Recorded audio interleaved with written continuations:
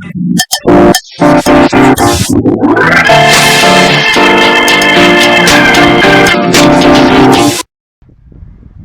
everyone. So I'm here to discuss relevant costing and non-routine decision making. This is chapter 11 or 10. I think 11. Chapter 11 of your strategic cost management book, which is already part of MAS. So yay, congratulations. This is your second topic in MAS. Okay, first topic, syempre, chapter, hindi pala second, third pala. Chapter 1 to 10, first topic. Sorry, 1 to 9. Chapter 10, it's second topic. Chapter 11, third topic. O, diba? At least, patapos nyo na. Malapit na kayo sa kalahati ng MAS. Anyway, so what we're going to do today is I'll discuss first the theories, then another video will teach you about the problems para hindi masyadong mabigat yung oras kasi 'di ba? Ang boring naman kung 1 hour yung video panonoodin niyo. Okay, anyway, just kidding. So let's start. Relevant information. So in relevant costing, you need relevant information as we have discussed in conceptual framework, or as your professor has discussed. Ang relevant information is actually those that are important to be considered na may impact siya into decision making. So in MAS, it is described as the expected future data that differ among alternative courses of action. So yung makakapagpabago ng decision mo. If it is added sa report, magbabago yung decision mo. If it is omitted from the report, magbabago yung decision mo. Ganun yung relevant information. Okay? Ngayon, what we're going to do is that nabanggit yung decision making. It's actually the main purpose of relevant costing to help you make the wise decision that you need. Okay? The wisest. The most wise, basta yung pinaka-swak na decision for your company. Okay? Decision making is the process of studying and evaluating two or more available alternatives leading to a final spelling choice. Okay, anyway, babaguhin ko yan bago siya i-upload sa LMS. Okay? So, in decision making process, we have kaya siya process, we have steps. So, you have first, define the strategies. So, saan ba topic yung define the strategies muna? If I think MJT3, yeah, basta define the strategies. You need to know the strategies of the company first. Okay? Then, identify alternative choices or courses of action, yung inline dun sa strategies. You cannot pick something out of the blue. It should be with regards to the strategies, yung connected sa strategies mo. And then third, you collect and analyze the relevant data sa choices. So you enumerated the alternative choices. Now you collect and analyze the relevant data for the choices, and then you choose the best alternative. That's how you make decision making. Parang sa buhay, uh, ito ay parang tip on how to decide in life, not just in accounting. Okay, and now we go to relevant costs. What are relevant costs? Actually, relevant costs are avoidable costs. Okay, avoidable cost is that which can be eliminated. Okay, as a result of choosing one alternative over another in a decision-making situation. So this one, the avoidable cost, pag pinili mo yung isa, yung cost na dahil pinili mo yung alternative niyon, yung cost na mawawala is avoidable cost. You have avoided that cost. Okay, by the name itself. Okay? Ito lang yung cost na sabi kasi, all costs are avoidable except, ang pangit naman yung ganun, all costs are avoidable except. So, meron tayong not avoidable cost. You have the sunk costs. Ano nga yung sunk costs in financial accounting? They are the costs which are past, historical, and cannot be, hindi mo na mababago yun. Okay? And future costs that do not differ between alternatives at hand. So, yung future cost na may alternative 1 ka, may alternative 2 ka, parehas nandun yung cost na yon. So, hindi siya avoidable cost kasi parehas nandun. Hindi mo ma-avoid. So, not avoidable. Okay? So, we have relevant cost. Relevant cost is your expected future cost which differ between the decision alternatives.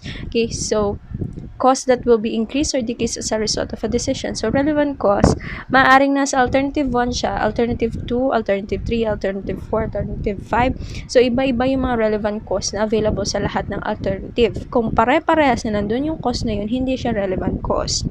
Okay, pero kung nag-vary yung mga cost na yun, you can say that they are relevant cost. Mind you, I will reiterate, these are future costs. Okay? Expected future cost. Kaya nga, not avoidable yung sunk cost because it is already in the past. Huwag mo nang balikan ang natapos na. Okay? Ang nakaraan ay mananatiling nasa nakaraan. Relevant costing in decision making. So, in relevant costing, we have the following steps. You first determine all costs associated with each alternative. So, ang ginagawa ko dyan, hinihilera ko lahat per alternative, yung mga costs niya. Then, drop those costs that are sunk or historical. So, yung mga past na hindi mo na kayang baguhin, drop mo na. And then, drop those costs that do not differ between alternatives. So, drop mo na din yung pare-parehas ang cost. And then, make a decision based on the remaining costs. So, yung remaining costs, kukumpitin mo lang yung mga per techniques in decision making, apply mo yung formula, and then, yun na yun. Okay? So, mamaya tayo dun sa decisions that will be made with the help of relevant costing. Okay, now we go to sunk or historical cost. Never relevant, not avoidable, pero sabi kasi, depreciation is actually historical cost, pero hindi lahat. Hindi lahat ng depreciation. Sabi, it is irrelevant when it is related to a sunk cost. So, that's the general rule. However, depreciation on a new machine is relevant since investment in the new machine has not yet been made. So, pag ikaw kasi bumili ng new machine, you have to consider if medyo second hand siya or medyo nag-depreciate na siya ng isang taon. Yung depreciation related to that new machine, you will consider it in the process. Okay? Pwede siyang brand new kasi minsan, yung depreciation ng brand new when computing, yung isa straight line, yung isa double declining, pero it's still up to you according to standard if paano mo yung reliable information na makukuha sa kanya. So, if sa tingin mo masyadong mabilis yung depreciation niya and the useful life is masyadong maikli, those are relevant costs. Ano? So, yun. Next, opportunity cost. Familiar kayo because you have economics. Opportunity cost is that which has been forgone when you have chosen an alternative choice. So, profit loss by the diversion of an input factor from one to use another. That's the net economic benefit given up when an alternative is rejected. Yun nga yung lagi ko sinasabi sa inyo. So, yung opportunity cost mo ngayon na estudyante ka is yung mga sahod na makukuha mo if you have gained or if you have applied sa isang negosyo sa isang work na nag-hire ng senior high grad. Okay, lahat ng sahod mo doon, that's opportunity cost mo. Pero, if you have chosen to work, opportunity cost mo is that yung sahod na makukuha mo once you graduated with a bachelor's degree. So, sa tingin mo, mas malaking opportunity cost. I think mas malaking opportunity cost if you have chosen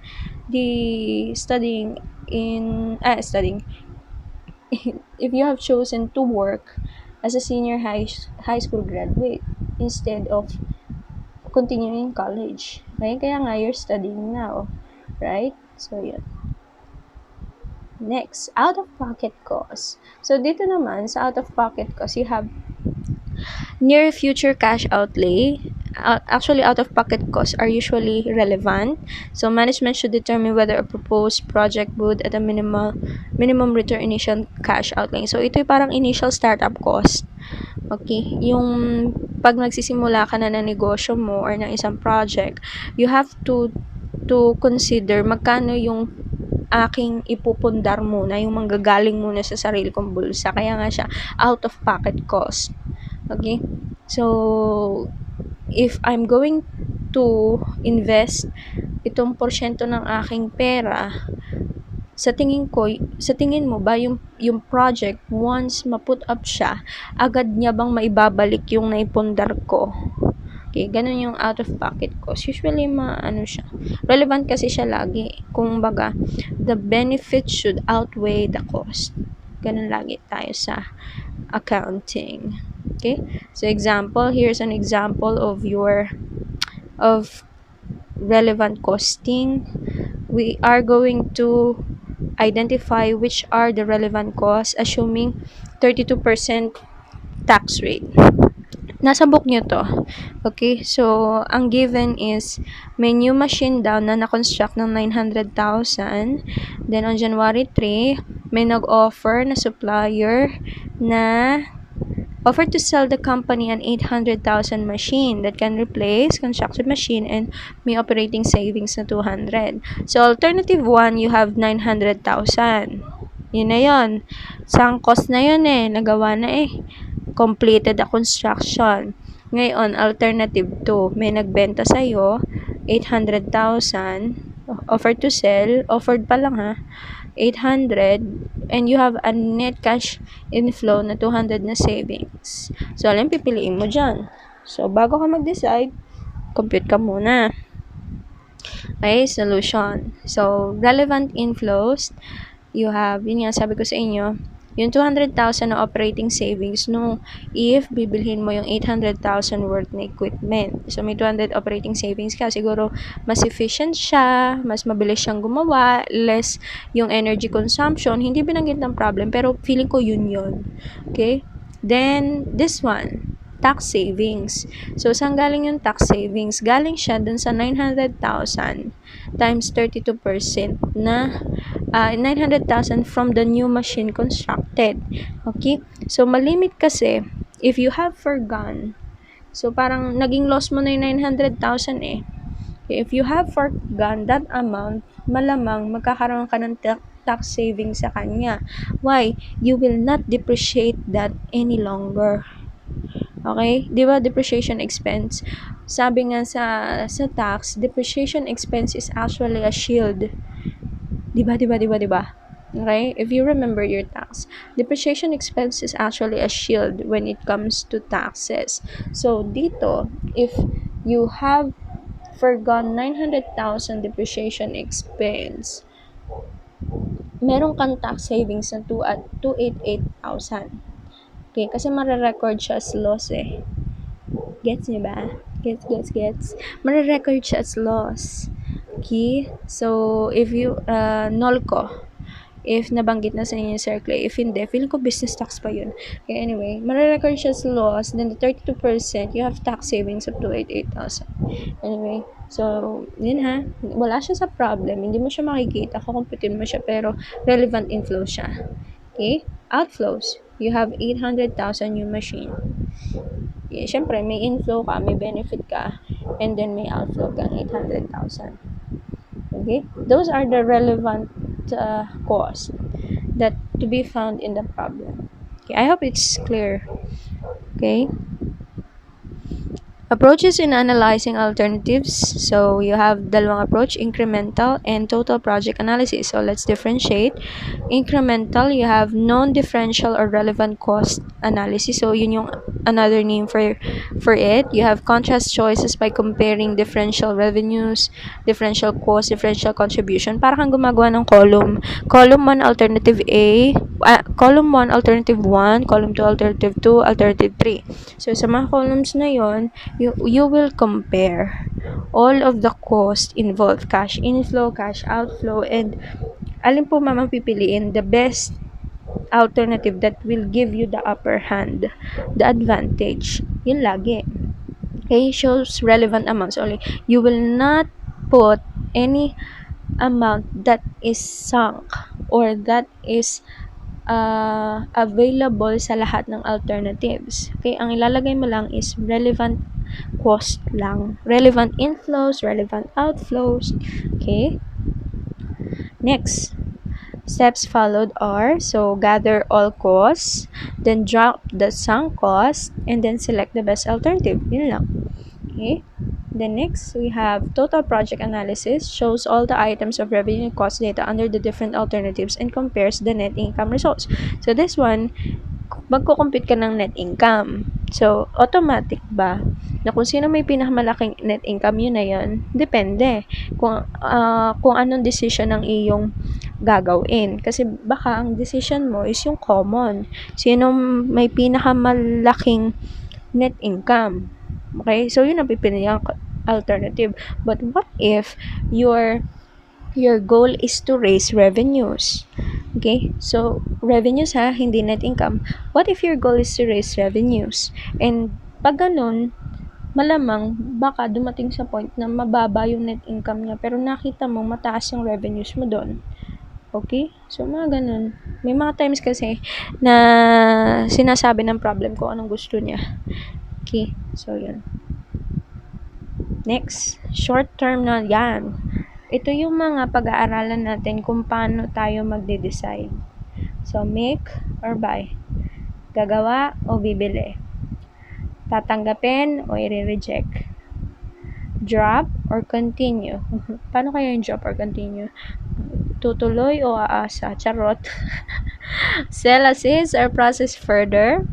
Continue operations or temporary shutdown, optimization of scarce resource, sell now or later, and then replace or retain an old asset, scrap or rework a defective unit, and determining the indifference point. I don't know if lahat ng ito is nasa book nyo, pero this one is actually from the MAS, tawag nini? Yung usual na ginagawa sa MAS. Okay? Yan yung laging non-routine decisions na binibigyan pansin. Now, you will see paano mag-decide for each. There are formulas given here, so you can download the PowerPoint presentation. Okay, pero ang tip ko sa inyo is isulat ninyo. Pagka-download ninyo, isulat nyo din sa notebook para mabilis tandaan yung formula. Okay, so yan. So sa make or buy, here is the formula oftenly used. Okay, kasi pagtatamain mo yung cost to make at cost to buy. So the X marks, dun siya pumapatak. Okay, so gagawa ka ng dalawang column. Tapos hahanapin mo itong mga cost na to. Ngayon, pag nahanap mo na yung mga cost na ito, so for example, nakahanap kang purchase price. Si purchase price ay si cost to buy lang. Huwag mo siyang ilalagay kay cost to make. Cost to buy lang. Okay? Nakita mo may direct materials, cost to make. Materials handling, cost to make. And cost to buy. So, anong tawag sa kanya? Kasi parehas nandun, siya ay expected future cost that do not differ from one alternative to another. Ma'am, bakit kasama?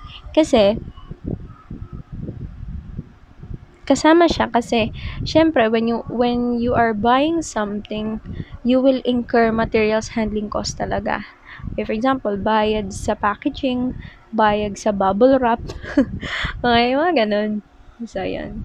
Then, direct labor, cost to make lang. Variable overhead, cost to make. Avoidable fixed overhead, cost to make. Savings if the part is bought. Siya malamang, if the part is bought, o didini.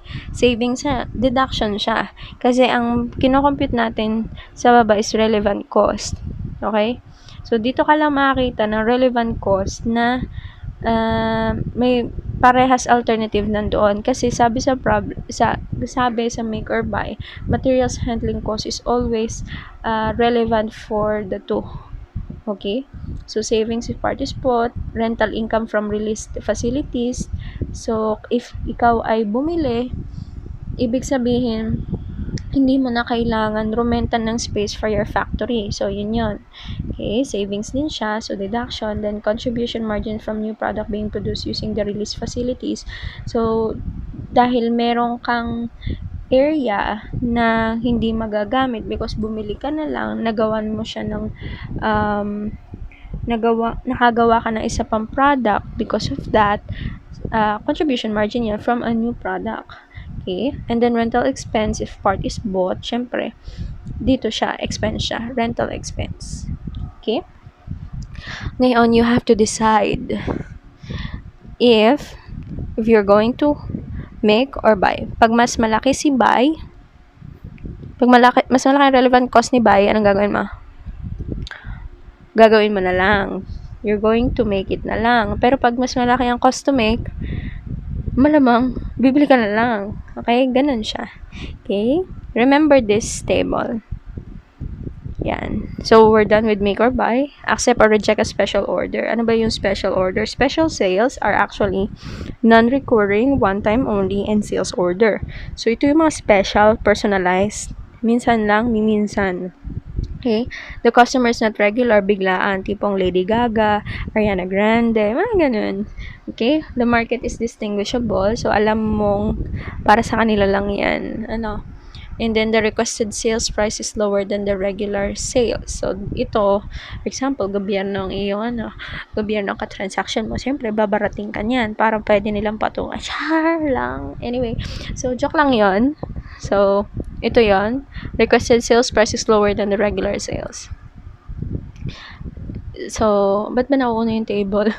So, here's the table used often. So, you have incremental sales. So, when you say incremental sales, yun yung makukuha mo if you're actually going to accept or reject an order. Okay? So, if tinanggap ko ba, how much will be my incremental sales? So, yun. And then, incremental cost. So, kung tinanggap ko ba, ano may incur kong cost? And then, you have the profit. And then, this one, opportunity cost or benefit from the alternative use of capacity. Kung tinanggap ko siya, di sana nakagawa pa ako ng isang product at hindi na ako nag-aksaya ng panahon doon sa isa.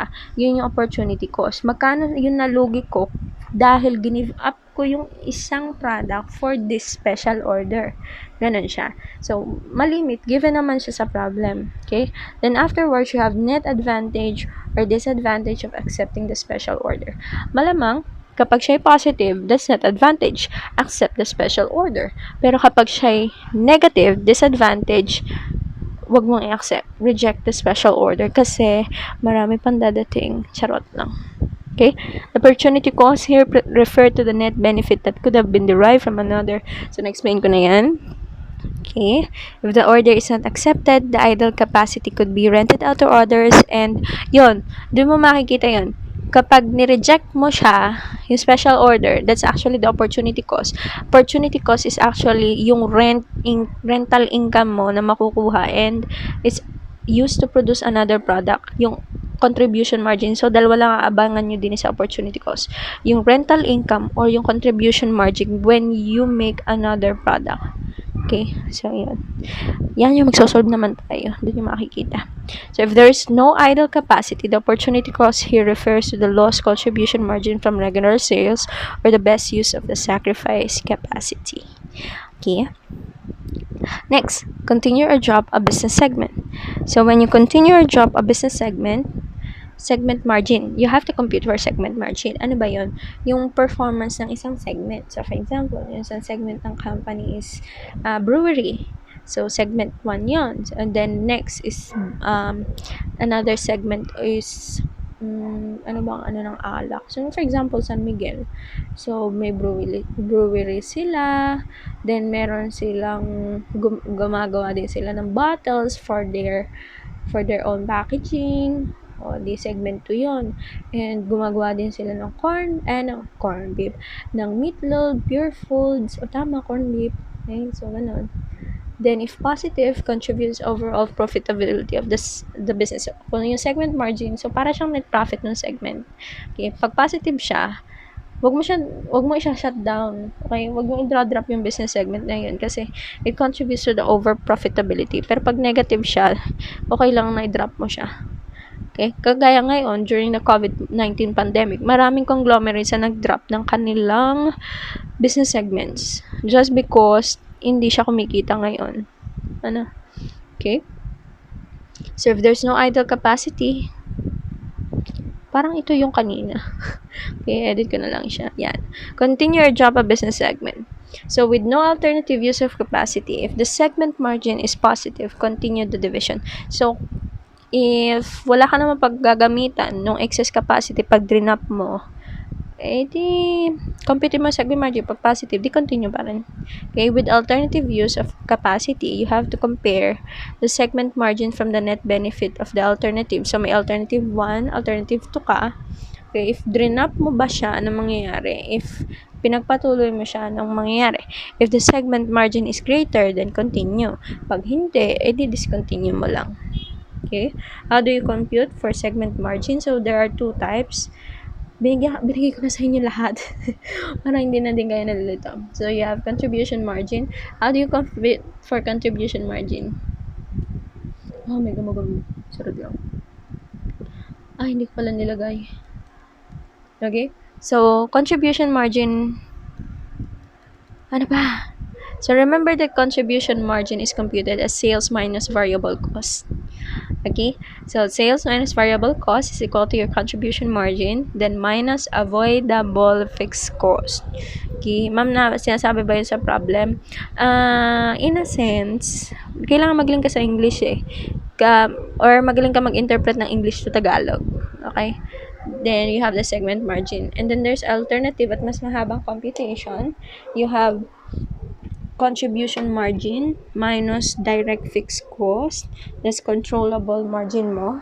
And then, minus non-controllable direct fixed cost. Then, you have the segment margin. Ma'am, sinasabi ba yun sa problem? Yes.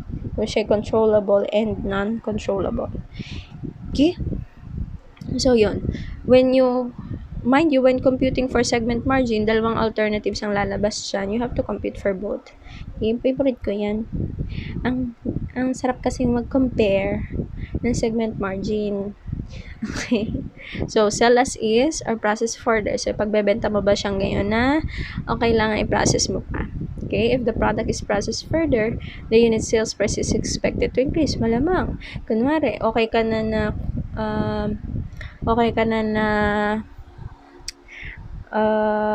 usual ballpen lang.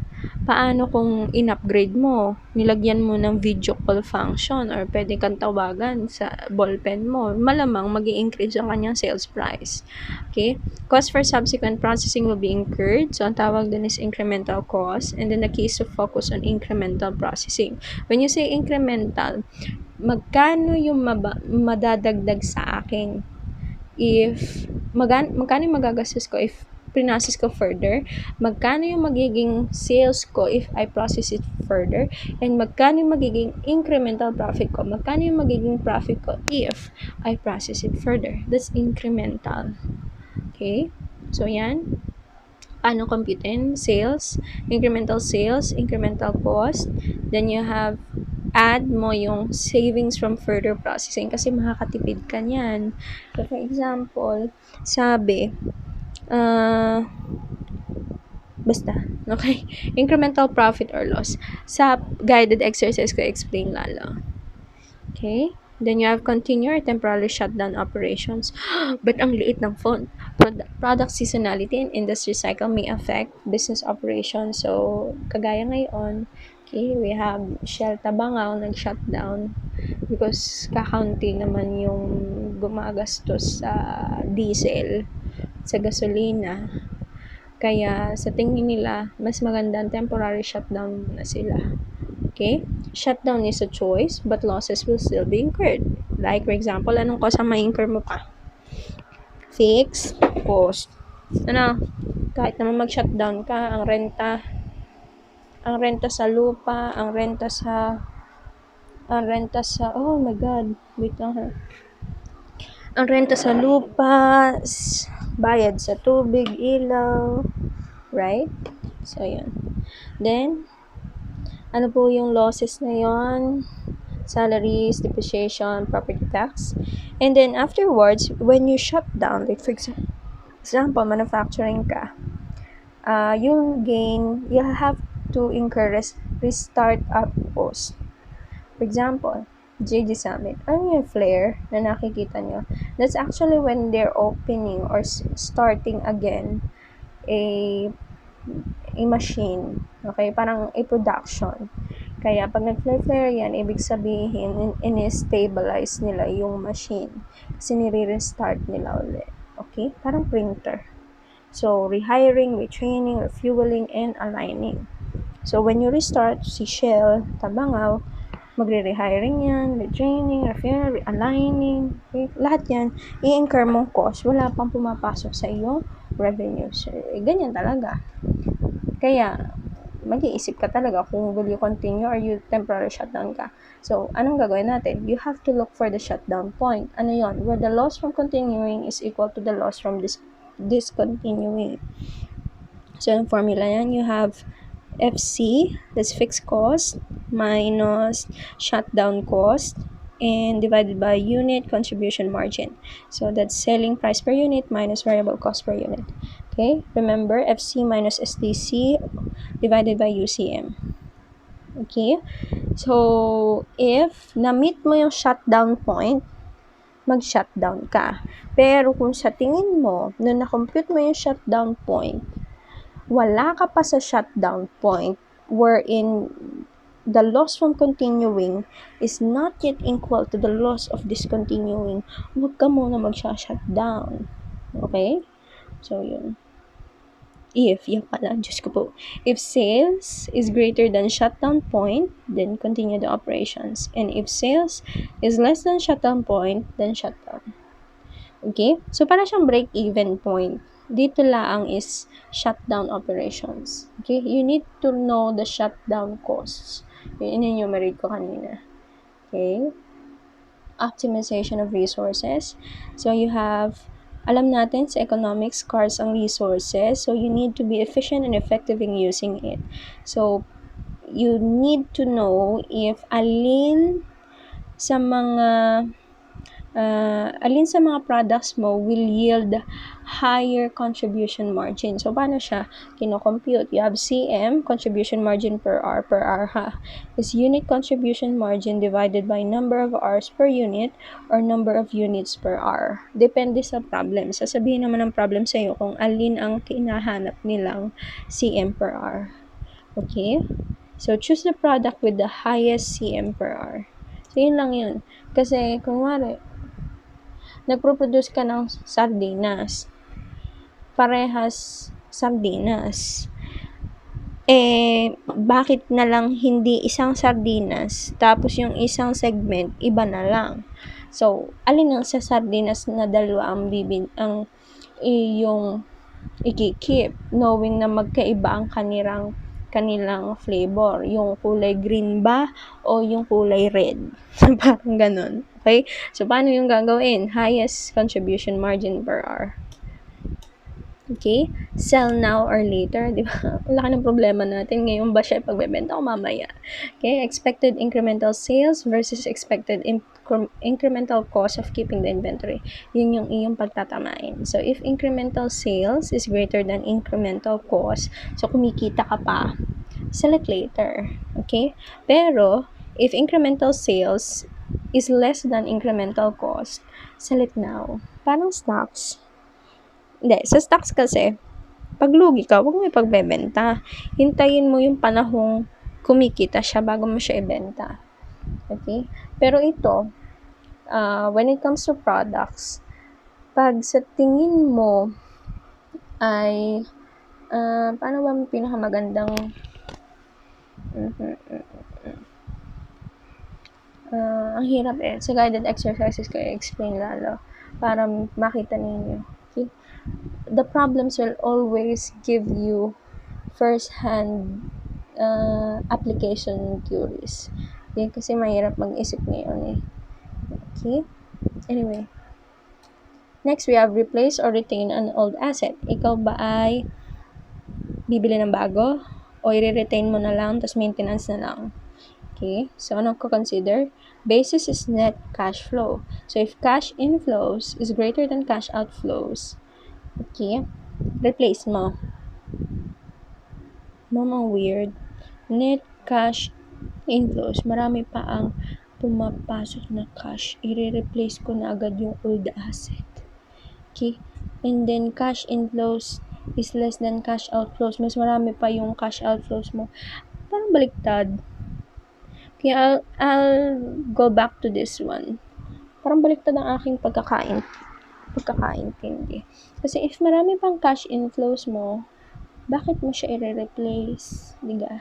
Retain mo na dapat. If cash inflows mo is mababa sa cash outflows, replace mo na siya. Okay. Anyway, I'll clarify this sa guided exercise. Okay?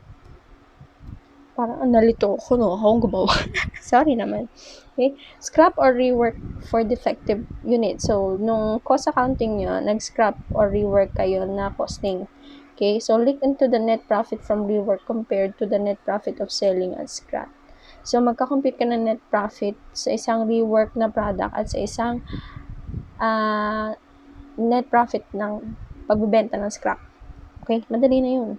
Okay, disregard past production cost, both variable and fixed. So, wag ka nang magko-consider ng sunk cost dito. Next, yan, indifference point. Actually, itong indifference point, dalawa lang yan. It's either shutdown point or break-even point. Okay? So, yung break-even point, tinuro ko yun sa inyo nung management economics. Okay? The break-even point. Yung shutdown point, yung kanina. Okay? So, pag dumating ka sa indifference point, maalin sa dalawang alternatives pwede mong piliin. Pero pag wala ka sa indifference point, alam mo na kung saan ka lulugar.